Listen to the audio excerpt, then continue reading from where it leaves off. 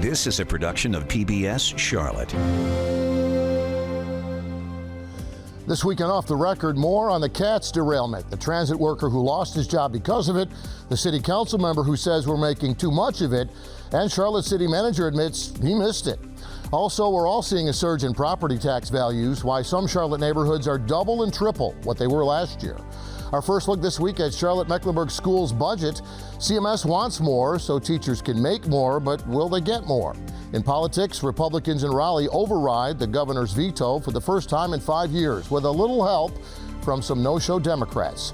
And a North Carolina bank picks up the pieces of a bank failure in California. Plus, Charlotte mortgage rates are up, Charlotte home sales are down, and Charlotte City Council looks for federal funding in Washington. Lots to talk about next on PBS Charlotte.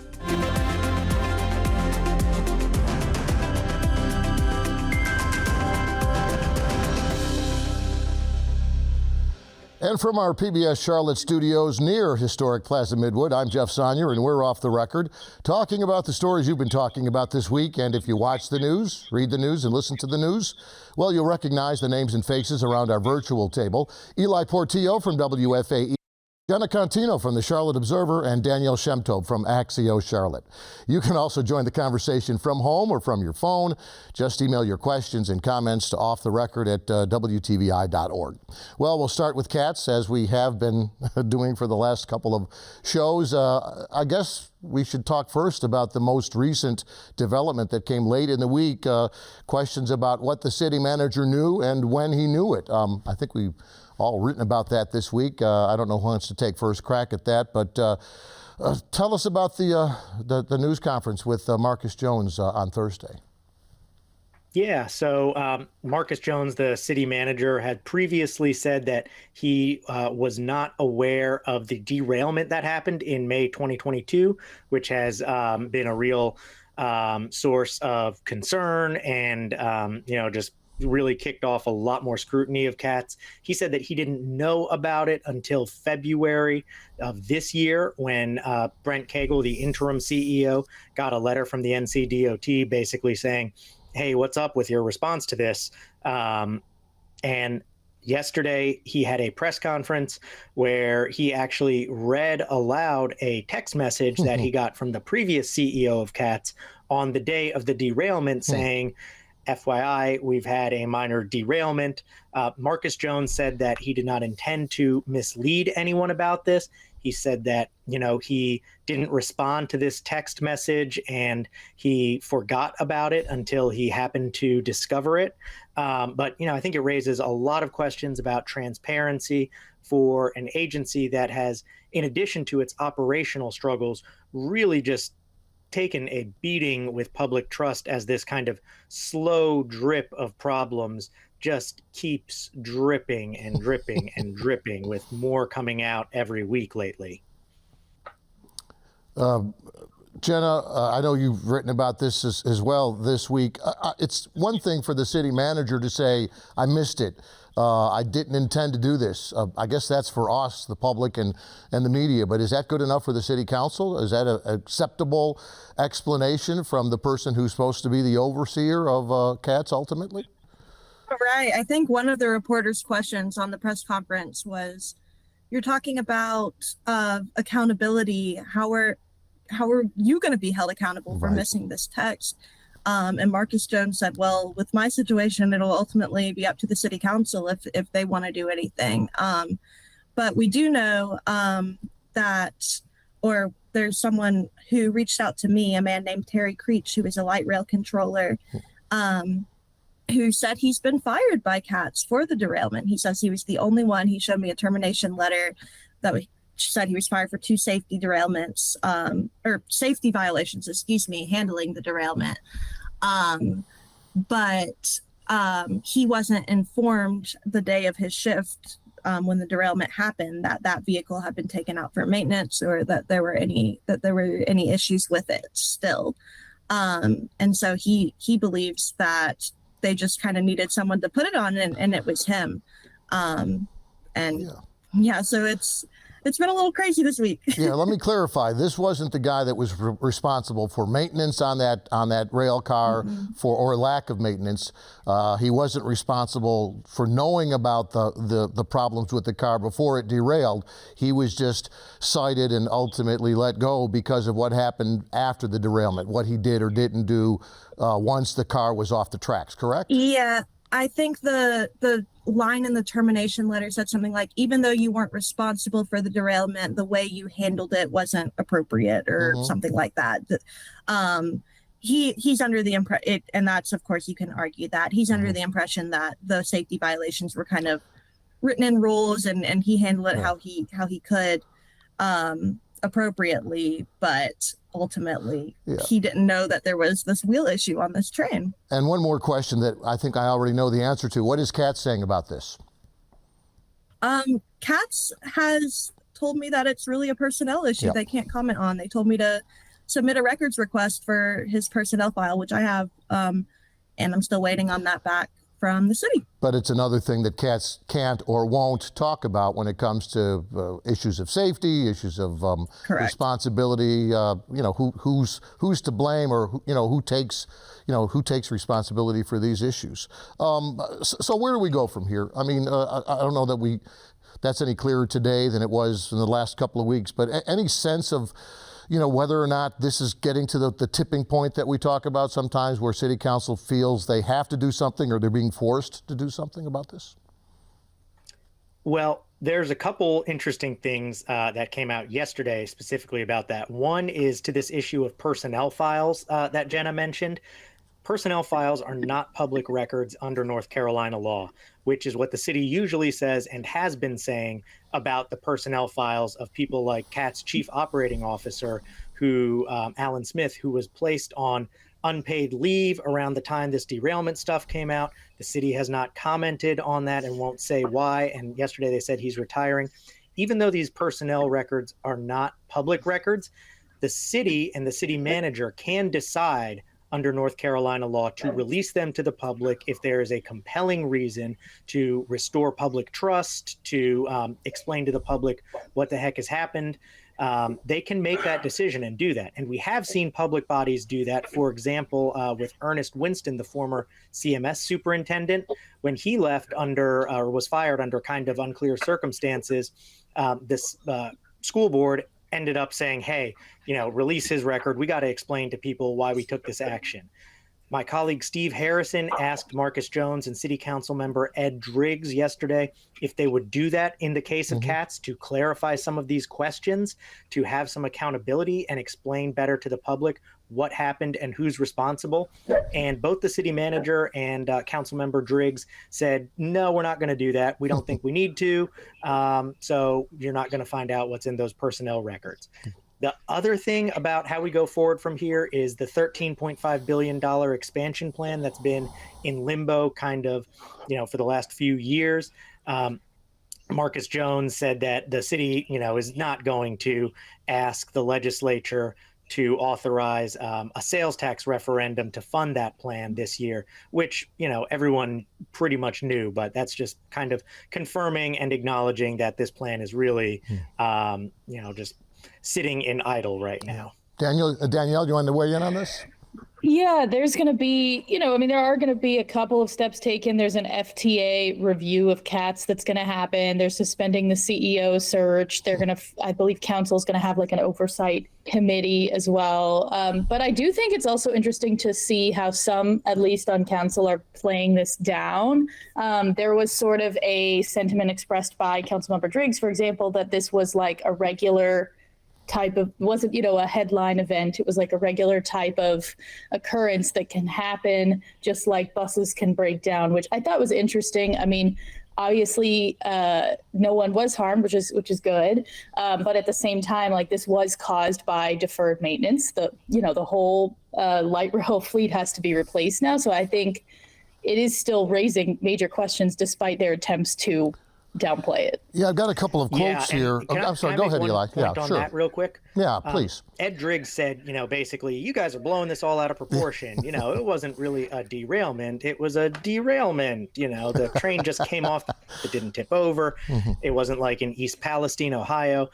But if you look at the NCDOT's letters to the city, their correspondence after this, they really took the city and CATS to task. And NCDOT thought this was and is a severe enough ongoing safety issue that they are still limiting all CATS trains to 35 miles per hour, which is, a full 20 miles per hour below their normal maximum speed. So the NCDOT, CATS oversight agency here at the state level, they thought this was a big enough deal that they said, listen, you can't run the trains as fast as you normally do because they might come off the tracks like this one did. Yeah. So even though the city appears to be trying to downplay this now, all you have to do is look at the state's response, and I think you see, this is a serious issue. Yeah, you look at the safety report from the state, as you mentioned. These are quotes that I pulled from an interview that our friends at the Charlotte Ledger did with Ed Driggs earlier this week.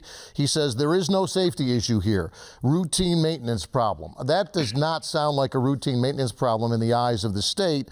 And as far as coverage being overblown, I mean, we're just reporting what they are or aren't telling us. I mean, I'm not sure that I understand why city council members would love this issue to go away.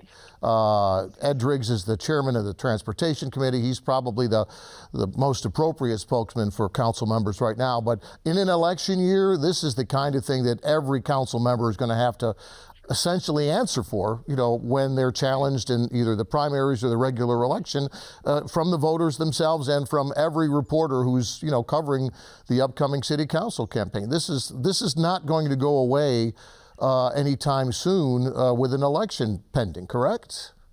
Yeah, and what I don't really get is the fact that the city council was left in the dark too. I mean, they I would say they have a reason to kind of be upset or ask these questions as well. If it's true that they didn't know about the light rail derailment until a few weeks ago. So it's an interesting stance to take, is all I'll say. Danielle? Well, I mean, I just think that, although the city has said that the light rail remains safe, as Eli said, what you can see from the state is that they still consider it to be an ongoing issue. And I think they've lost a lot of trust. And so there's people still raising questions like, can we really trust that it's safe when these things continue to come out, when we continue to see that, they're being basically, for example, with the speed limits, I believe we talked about this on the show before, but they were forced to do that, right? That was not a voluntary measure that was taken. Yeah. So I think there's still a lot of questions about whether it can actually, the information coming out can be trusted, especially for riders. Yeah. One other CATS item I want to touch on, kind of related. City Council was in Washington, D.C. this week talking with the federal delegation about legislation that they'd like to see happen. And they talked about funding, including CATS funding. We talk about the transit tax and whether or not it'll be on the ballot and how it's needed. But federal funding is also needed for just about everything that CATS does. It's got to be a little bit awkward going to Washington as well to ask for funding for expansion of transit and bus service when there are so many issues that those congressmen and senators are reading about in the media in Charlotte regarding those very areas. I mean, does CATS have to kind of clean house or clean up its house before they can legitimately ask for funding from Raleigh or be competitive for funding on the federal level? Anybody? I think that demonstrating that they've fixed what they already have is going to be key before they go for big expansion funds. And that's part of what Marcus Jones is trying to do, I think, with leaving Brent Cagle in place as the interim CEO for at least 6 months. He said yesterday, we're not looking for a permanent CEO now. We're suspending that search. Basically, we're going to keep Brent and his team in place to try to stabilize things, clean things up, fix what we've got. So it's really tough to see a path forward for Charlotte with this transit expansion on the state or the federal level until they figure out how to manage the system they have much more effectively than they've done for the past few years. Yeah, I thought one quote from Brett Cagle and I think it was the Observer article. He talked about it. We've heard about the phrase culture of silence. He said maybe it's a culture of just not listening, and that's a big difference and an important difference. And again, it's not just a problem in the here and now. It's a problem that could affect the future expansion and funding of that expansion of CATS going forward. It's an important part of life for so many folks in this town who don't have other transportation, and it's why we spend a lot of time on it each week, and I'm sure we'll keep on spending a lot of time on it until they come to some conclusions and solutions on this. We can change gears for a few minutes and talk a little bit about the revaluation that's ongoing right now in Charlotte and Mecklenburg County. We've talked in vague terms about how this is going to raise people's tax bills and property values. But Jenna, you wrote this week about some neighborhoods that are seeing the actual numbers, and those numbers are kind of staggering, aren't they? Yeah, definitely. I talked to a homeowner on Sarah Drive off of South Tryon Street who's seen their home increase 264%.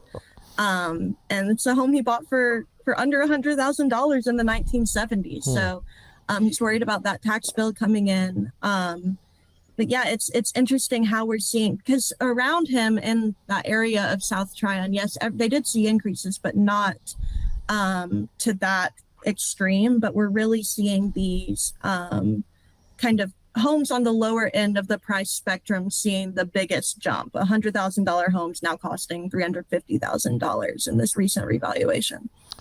Well, one of the biggest issues that we saw last time that we're seeing again is that the crescent of basically we talk about the crescent in a wedge many times of poverty and basically that defined kind of race in our city.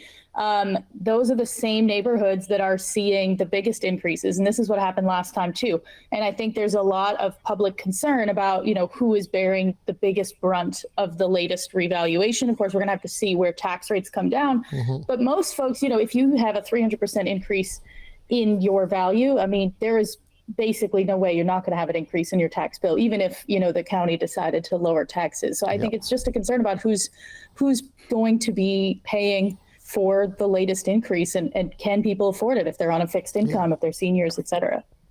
Yeah, that map is, there's a wedge of wealth, if you will, in the southern part of Charlotte and Mecklenburg, a crescent of poverty, and those are the neighborhoods in that crescent that are seeing the largest percentage increases in neighborhoods that, frankly, are the ones that can least afford any increase. We've also seen, and I know that the WFAE's done several stories about how other properties are being valued in different ways. Golf courses and country clubs was an interesting aspect that we read a little bit about this week. Again, when you see 200 and 300% increases in neighborhoods, how does that balance with what we're seeing at places like Quail Hollow Country Club? Eli? Well, that's been really interesting to see. A lot of the golf clubs in Charlotte saw their tax values fall in this valuation. One example is Quail Hollow, as you mentioned, and a lot of the other really nice premier clubs like Carmel have also seen their values fall. And, what the county says is that, hey, we can't value these like a home because there's not a bunch of comparable sales. Right. People aren't, buying and selling golf courses all the time, so we can't just appraise them. So the county looks at the income they generate, the profits, and values them, like as if they were a sandwich shop or something based on the the value of their profits going forward. Under that, they say, look, these are not like super profitable enterprises. Quail Hollow is really nice. They have PGA events. They're having the PGA Championship in 2025. But look, they're not generating a ton of profits. So they said Quail Hollow is worth just under $10 million. Now, Quail Hollow sits on about 260 acres of land in the most one of the most expensive parts of Charlotte. So if you were to just value that club as, as if it were land that was going to be sold for a subdivision, it would be worth a lot more. My colleague Steve Harrison dug into this a bit and found that the county and their consultant actually use a 6-point scale to rate golf clubs, and 6 is the best, 1's the worst. And they rated Quail as a 4, which is basically an average private club.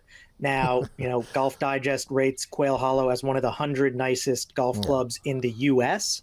And, the PGA agrees. There have been tens of millions of dollars of improvements in the course for those PGA events in the last few years.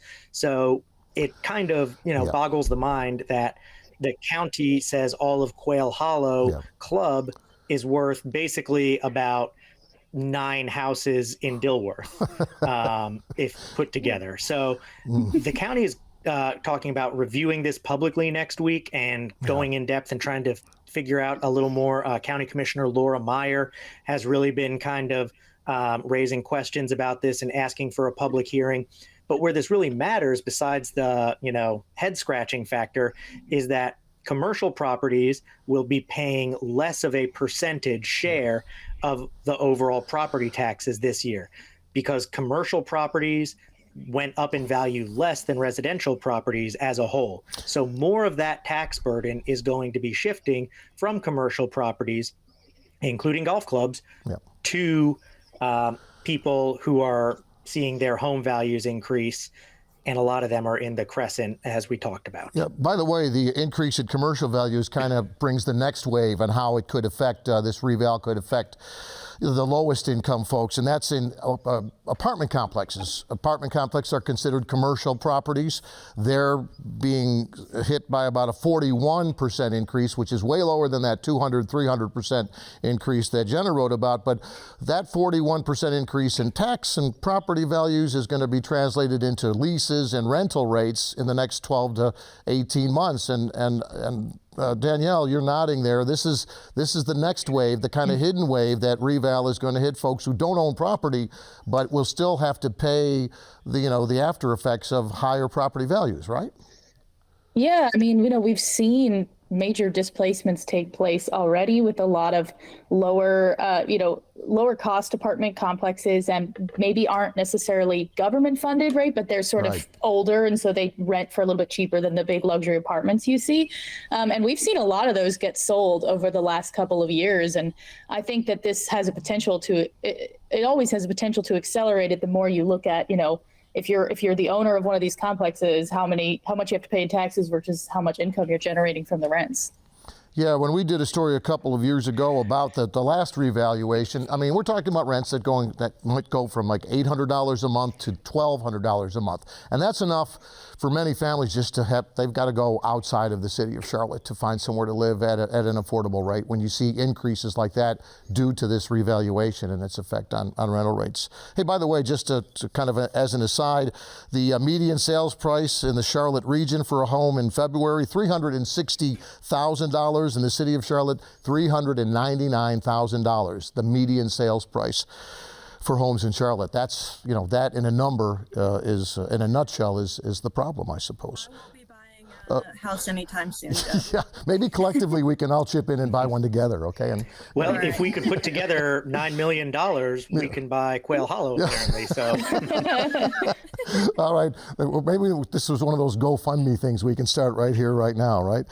Hey, a couple of other stories I want to touch on. The CMS budget proposal is on the table now. School's asking for $39 million more, a 7% increase from last year from the county, mostly for teacher and principal pay increases, which is hard to argue against unless you're a Mecklenburg County Commissioner who doesn't see enough money to go around. Anyone want to just weigh in quickly on the annual budget fight between the county commissioners and the school board? Yeah, interim superintendent Crystal Hill says a lot of this isn't optional. It's to, match state-funded raises, things like healthcare premiums that have gone up. We've all seen inflation. But she also says that we really need to be paying teachers more, that we are paying teachers less than some other large districts in North Carolina that we're competing with. And, the bigger dynamic here is that the schools are also asking the county to approve almost $3 billion in bonds, which the county said will probably raise property taxes going forward. So, there's a lot of asks for more money on the table here. It's going to be interesting to see how they tussle over that and figure out what they're going to say yes to. Yeah. And I think, there's a history between the school board and CMS of disputes over the budget, especially when it comes to, the county trying to hold the school system's feet to the fire around the performance issues and the academic gap. But, of course, the school system argues, well, we need this money for teachers because that's what's going to solve the achievement gap. So I think it'll be interesting. I believe they went into formal mediation, was it 2 years ago? Right. To resolve these negotiations. So it'll be interesting to see, how far that gets this year. Yeah, we've got a different board this year, a lot of new members. I don't know if that'll change the political dynamic or not, but we'll find out over the next couple of weeks. Speaking of the political dynamic, in Raleigh, the first override in 5 years of a veto by the governor with the now stronger GOP legislature and the help of some Democrats. A lot of interesting politics on this issue regarding pistol permits. Can you touch on that quickly, Eli? Yeah, the governor's veto has been overridden for the first time since 2018. The Republicans needed a couple Democrats to either vote with them or be absent to give them a supermajority in the House to do that. And one of the Democrats who was absent for the override vote was Tricia Cotham, a Mecklenburg representative. And, she kind of drew fury from the party leaders and progressive groups. Carolina Forward, progressive activist group, said that she, should resign.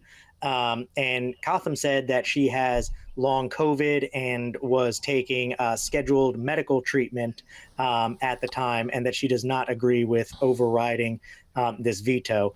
Going forward, it's going to be interesting to see what happens with this same dynamic and with Cotham too on issues like abortion, where we're starting to see bills introduced to increase restrictions.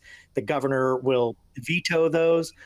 But again, we've seen that the override is now definitely back in play for the first time, really, since Democrats broke the supermajorities in the legislature. And really, it only takes a couple Democrats not being in the chamber for that veto override to happen. So keep your eye on this. I think it's probably going to happen again several more times this session, where we're waiting to see, is the override going to happen? Who's going to stay with the Dems? Who's going to take a walk? Who's going to be absent? Who's going to maybe even cross the aisle? And that's a different dynamic this year than past sessions. Yeah, this is veto override number one, but certainly not the last. Hey, we're out of time, but I do appreciate our panel today joining us for a great discussion on a lot of interesting and important issues this week. Thanks for joining us at home as well. You can email your comments and questions to Off the Record at WTVI.org, and we'll see you next time right here on Off the Record.